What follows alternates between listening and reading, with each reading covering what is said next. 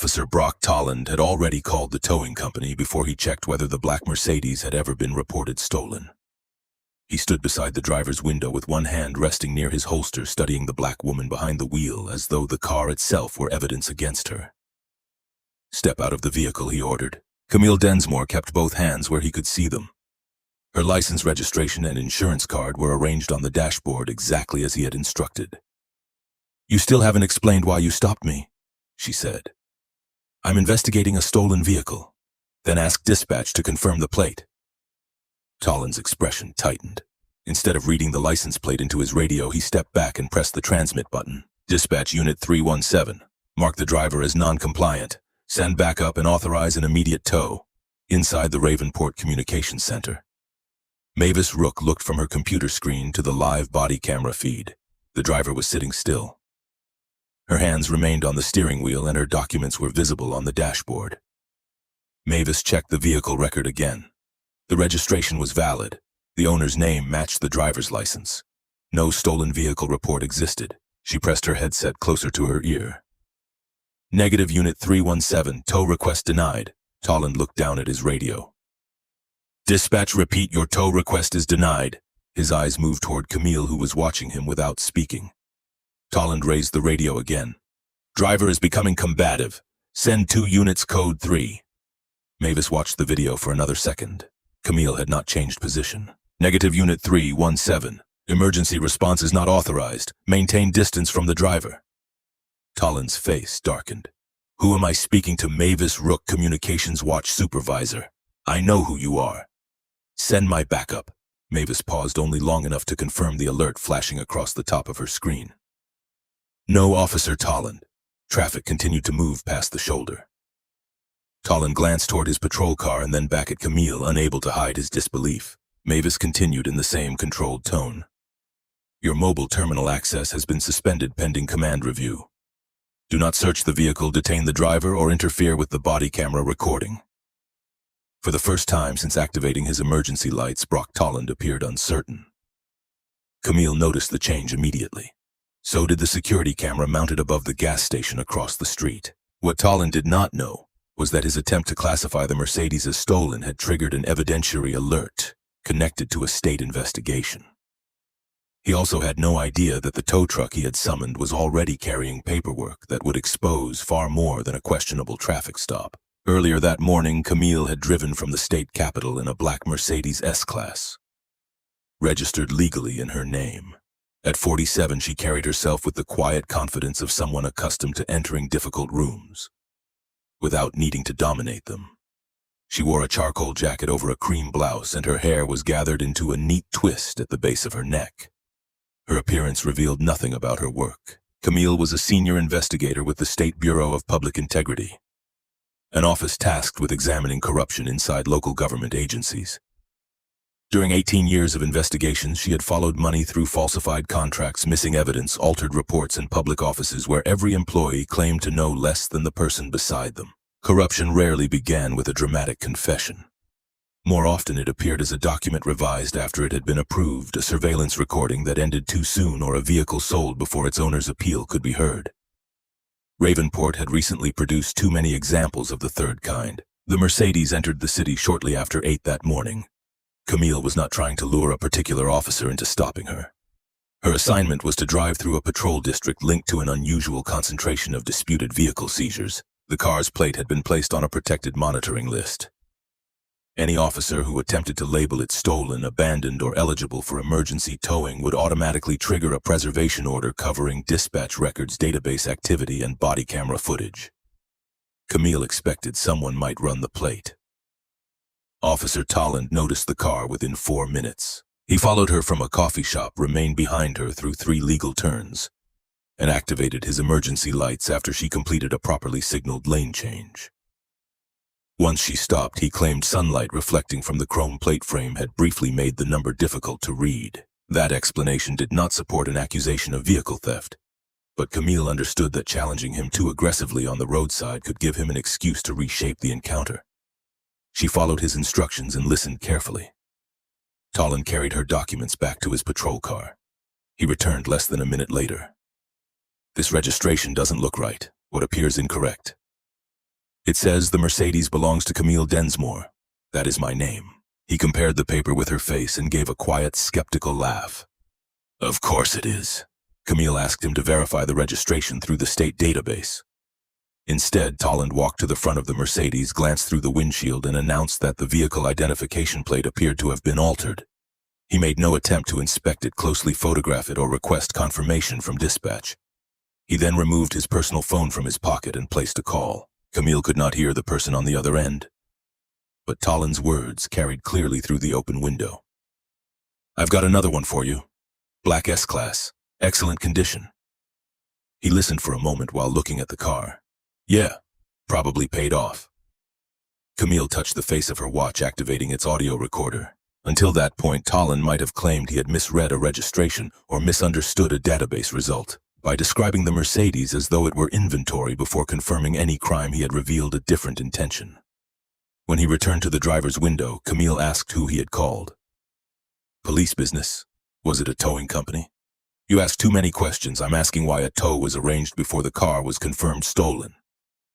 Tolland leaned closer. People who cooperate usually get their property back. The remark sounded practiced, the kind of warning that had probably frightened other drivers into silence. Camille looked at the nameplate above his badge. I have given you every document you requested. Your database will confirm that the car belongs to me. You don't get to tell me what my system says. He then called dispatch and ordered Mavis to describe Camille as non-compliant. 6 weeks earlier, the Bureau of Public Integrity had received a package from a 71-year-old retired postal worker named Elias Wren. Inside were towing receipts, vehicle records, photographs, handwritten timelines, and copies of complaints that the Ravenport Police Department had never answered. Elias had owned a dark blue sedan that once belonged to his late wife. She had driven it for 12 years, and he kept it after her death because ordinary details still connected him to her. The worn fabric near the passenger door, the faint mark on the dashboard where she had kept a small wooden cross, and the cushion she used during long drives. Officer Tolland had stopped Elias one afternoon, claiming his license plate was partially obscured. Elias produced the registration insurance card and title. Tolland declared that the title number did not match the vehicle record and ordered the sedan removed. The following morning, Elias brought an updated state record to Pike Recovery Services. The towing company told him the vehicle had been transferred to a police evidence lot. The police department insisted Pike Recovery still held it. For 11 days, each organization directed him back to the other. By the time an attorney helped Elias obtain a formal review, the sedan had been reclassified as abandoned property and sold through a private auction. The buyer was a small dealership operated by a relative of Pike Recovery's owner. Elias never saw the car again. The speed of the sale disturbed Camille, but the paperwork concerned her even more. Tolland's report stated that Elias had voluntarily surrendered the vehicle. The towing form claimed he had failed to provide proof of ownership. The auction file recorded that several notices had been mailed to his residence. Elias had lived at the same address for 37 years. None of the notices had arrived. Camille's team reviewed other complaints involving Tolland. At first, the cases seemed unrelated. Some drivers had been accused of carrying altered documents. Others were told that their cars resembled vehicles listed in incomplete theft reports. Once the records were compared, a pattern emerged. Most of the drivers were Black, Latino, elderly, or recent immigrants. Many lacked the money to hire an attorney quickly. The seized cars were generally newer, valuable, and easy to resell. A surprising number were owned outright, reducing the chance that a major lender would immediately challenge the seizure. The same towing company appeared in 27 cases. Pike Recovery Services, owned by Vaughn Prentice, had held an exclusive municipal contract for nearly 10 years. The contract had been renewed repeatedly under the supervision of Captain Silas Broom, the commander responsible for Tolland's patrol division, and the official who reviewed complaints arising from vehicle seizures. Every complaint against Tolland had been dismissed. Appeals involving Pike Recovery were routinely delayed until the disputed cars had already been sold. Camille suspected that the system had been designed to exhaust owners long enough for their property to disappear. What she lacked was direct proof that officers were selecting vehicles for profit and manipulating official records afterward. Tolland was now creating that proof in real time. Standing near his patrol car, he called Captain Broom on his personal phone. Camille heard pieces of the conversation through the open window. "Dispatch locked me out," he listened, lowering his voice. No, she hasn't identified herself. Another pause followed. I already called Prentice. Tallon looked toward the Mercedes. She knows too much. A gray police SUV arrived less than 5 minutes later, followed by 2 patrol cars. Captain Silas Broom stepped out wearing a pressed uniform decorated with service pins earned over 29 years. Broom was 57, broad-shouldered and skilled at projecting the calm authority of a man whose questions were usually answered before he finished asking them. He spoke with Tallon first. What happened? Possible stolen luxury vehicle. The registration looks fabricated and the driver is interfering with the investigation. Broom glanced at the Mercedes.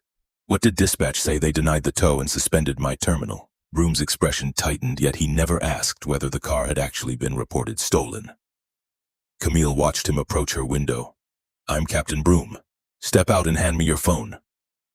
On what legal basis you're obstructing a vehicle investigation? What theft report are you investigating? You're not in a position to question police procedure. Camille nodded toward her documents. My registration is valid. Dispatch has already confirmed it. We will determine that after the vehicle is secured. Why was Pike Recovery contacted before the VIN was checked? Broom's gaze shifted briefly toward Tolland. He offered no explanation. Remove her from the car, he said. Tolland reached for the handle. The radio on Broom's shoulder activated. All Ravenport units at the Mercer Avenue stop stand down. Do not detain the driver. Broom pulled the microphone from his shoulder. Communications, this is Captain Broom. Identify the authority behind that order. Mavis answered. The traffic stop is now under a state evidentiary preservation order. Officials are approaching your location. Broom looked toward the road. 3 dark vehicles were moving through traffic toward the gas station. He turned to Tolland. What did you enter into the system? Tolland hesitated before admitting that he had selected the emergency seizure classification. That code allowed a vehicle to be transferred into towing custody immediately, but it required a confirmed theft report.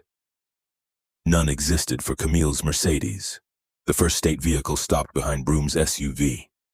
Investigators stepped out wearing plainclothes, visible identification cards, and body cameras. Camille opened her door. Tolland raised a hand. Stay inside. You no longer control this stop, she said. She stepped onto the pavement and removed a credential wallet from her handbag. Camille Densmore, State Bureau of Public Integrity. Tolland stared at the identification, then gave a strained laugh. That could be fake. Camille handed the credential to the lead investigator, who verified it in front of the assembled officers.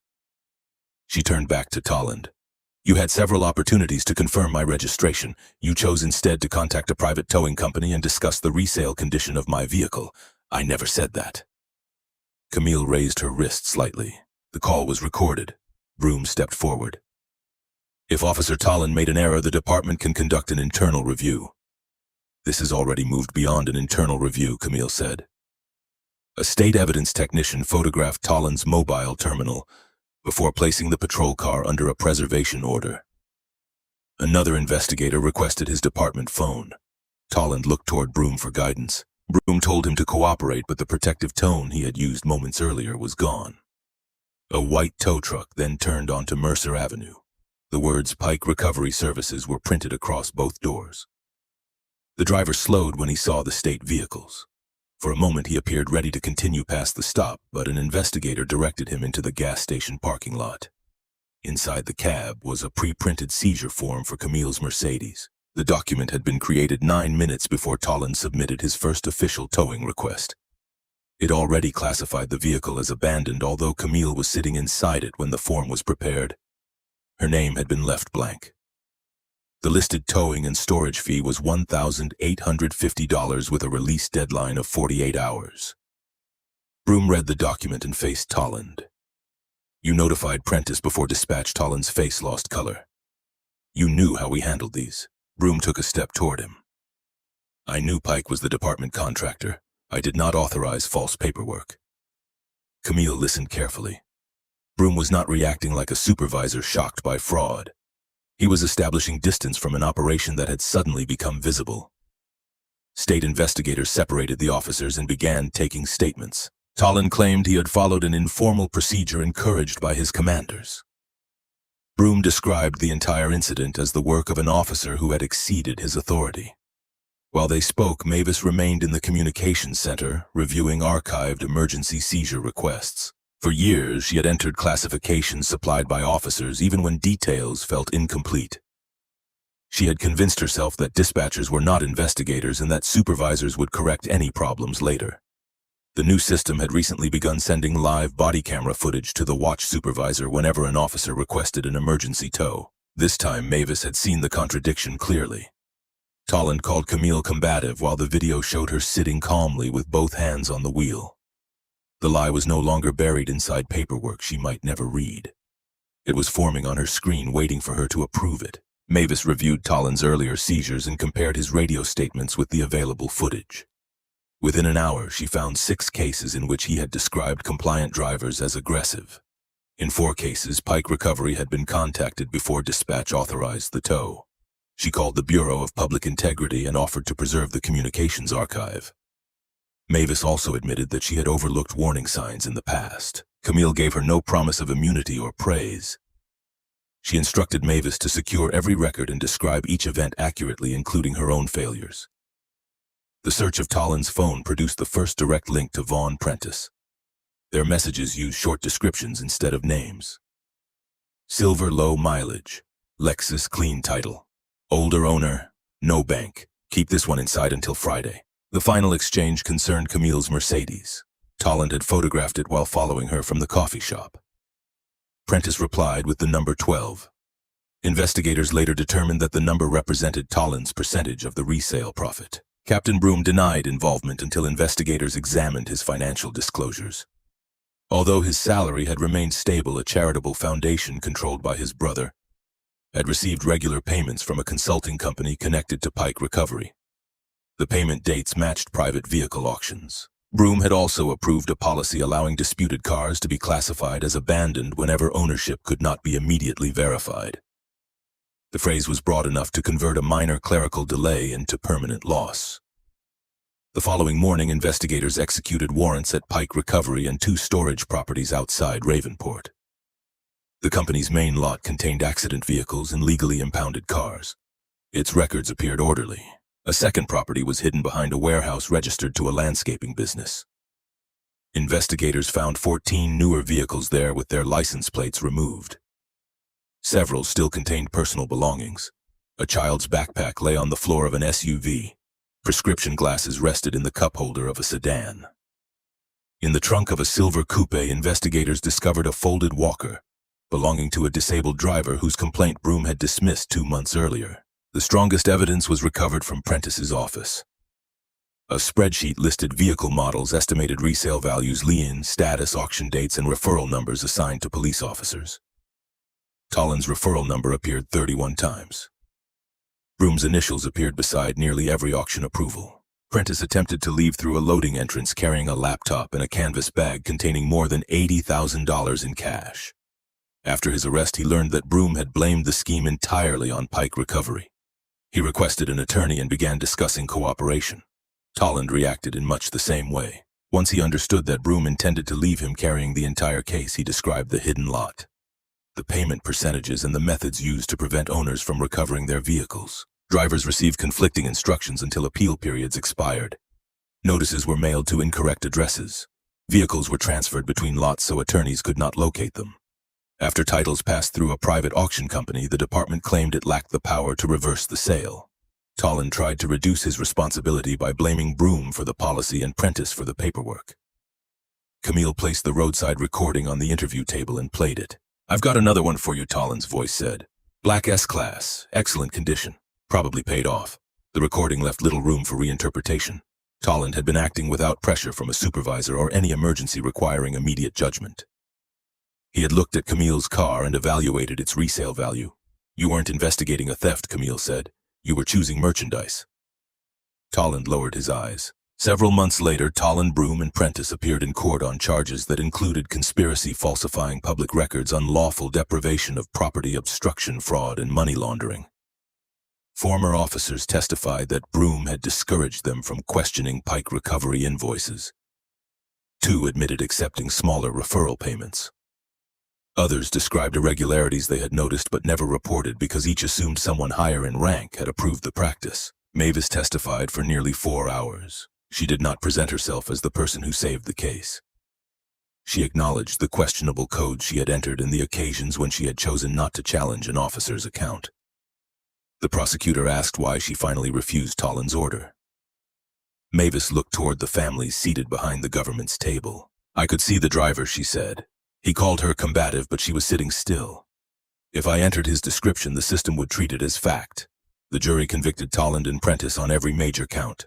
Broom was convicted of conspiracy, fraud, obstruction, and money laundering. Ravenport terminated its contract with Pike Recovery and reopened 83 vehicle seizure cases.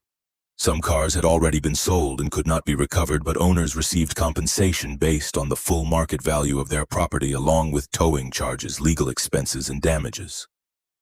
Elias Wren received a settlement for the sedan that had belonged to his wife. The payment helped, but it could not replace the vehicle. At a public hearing, Elias held up a photograph of his wife standing beside the sedan on the day they bought it. "I was told this was a paperwork problem," he said. "They believed an old man would become tired before they did." Camille sat in the second row. Years earlier, her father had lost a work van after a disputed seizure. He operated a small flooring business and kept every receipt in a metal box beneath his desk. But the records did not protect him once the van entered a system built to delay and confuse him. He never fully recovered financially. Camille had kept that history from her team because she did not want personal experience to direct the investigation. Listening to Elias, she understood that Ravenport had never targeted expensive vehicles alone. The operation depended on selecting owners who would struggle to be believed, could not afford a prolonged legal fight, or were likely to accept an officer's version of events as impossible to challenge. Ravenport later required 2 independent approvals before disputed vehicles could be transferred to private towing companies. Emergency seizure classifications were reviewed against body camera footage, and vehicles could no longer be sold while ownership challenges remained unresolved. Communications supervisors also received written authority to reject requests contradicted by available evidence. Mavis was formally disciplined for her earlier failures, but remained with the department under a whistleblower agreement. She later helped train dispatchers to document concerns rather than quietly convert unsupported statements into official records. A year after the traffic stop, Camille returned to Ravenport for the final restitution hearing. Her Mercedes was parked outside the courthouse when Elias approached her with a small envelope. Inside was the photograph of his wife beside the blue sedan. Camille tried to return it, but Elias closed her hand around the picture. "For a long time I thought the car was the only thing they took," he said. "What stayed with me was the feeling that telling the truth would never make a difference." He looked toward the courthouse doors where several families were leaving with settlement documents. "I don't feel that way today." Camille placed the photograph carefully inside her bag. The case had begun when Brock Tollin saw a black woman driving a valuable car and decided the car was easier to believe in than its owner. His accusation might have become another official report, another towing order, and another vehicle disappearing behind a locked gate. Instead, a dispatcher looked at the evidence in front of her and refused to record what she knew was false.